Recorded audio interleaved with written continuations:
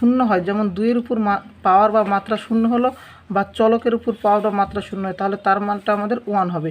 অর্থাৎ যে কোনো কিছুর উপর যদি পাওয়ার বা মাত্রা আমরা এখানে কত দিই, 0 দিই, তাহলে তার মানটা কত হবে, 1 হবে।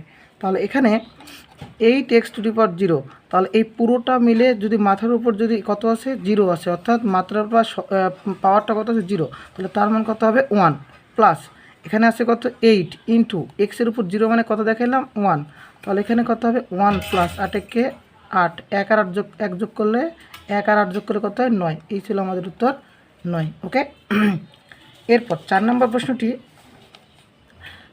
প্রশ্নটি সেমভাবে একটু খালি বুঝতে হবে, তাহলেই হবে। এখানে যেমন পূর্বে একটি অঙ্কে দেখালাম এ বি দুইটি চলক, তার উপর যদি 2 দিতাম তাহলে কি হতো, একবার এর উপর স্কোয়ার হবে, একবার বি এর উপর হবে। সেমভাবে এই অঙ্কটাও এখানে √3-এর উপর একবার 4 হবে, √3-এর উপর পাওয়ার একবার 4 হবে, এবং √5-এর উপর একবার পাওয়ার 4 হবে।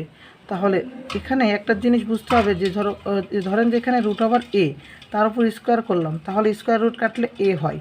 ওকে, অর্থাৎ এখানে √a কয়টা ছিল, 2টা ছিল, √a কয়টা ছিল, 2টা ছিল এখানে। ওকে, তাহলে এখানে 4 মানে এখানে √3টা কয়টা আছে, 4টা আছে। তাহলে আমরা যদি 4টা √3 গুণ করি, 2টা √3 যদি গুণ করি আমাদের 3 হয়, আর 2টা গুণ করলে 3 হয়, তাহলে 3 3 এখানে আবার 3 আর 3 পাইলাম, তাহলে এই 3 3 গুণ করলে কত হবে, 9 হবে। ওকে, কত হবে, 9।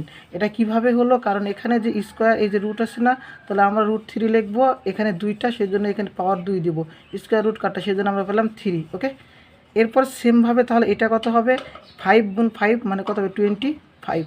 তাহলে এখন এই দুটা গুণ করলে আমাদের যেটা অ্যান্সার সেটাই মান হবে। তাহলে 5 9 45-এর 5 হাত থেকে 4, 9 5 নং 45-এর 5 হাত থেকে 4, 9 2 18 আর 4 22, 225।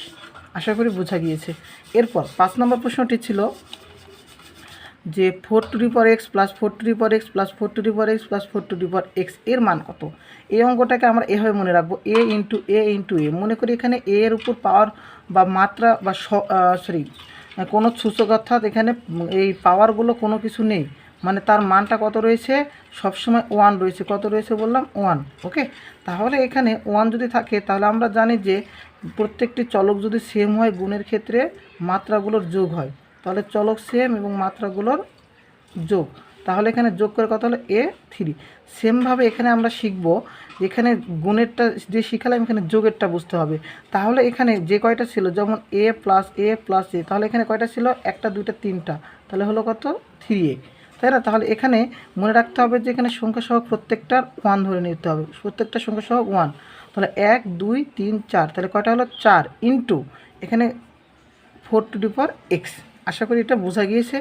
এরপর এই যে প্রথমে যে নিয়মটা শিখিয়েছিলাম, সেমভাবে চলক এখানে না ধরে সংখ্যাটা সেম, তাহলে এর উপর কোনো কিছু নেই, মানে 1 আছে, তাহলে কত হবে, 1 প্লাস x। এটা হলো আমাদের কাঙ্ক্ষিত অ্যান্সার। ওকে, এই ছিল আমাদের 5টা প্রশ্নের অ্যান্সার। এরপর আমরা 6 নম্বর প্রশ্নটি দেখব।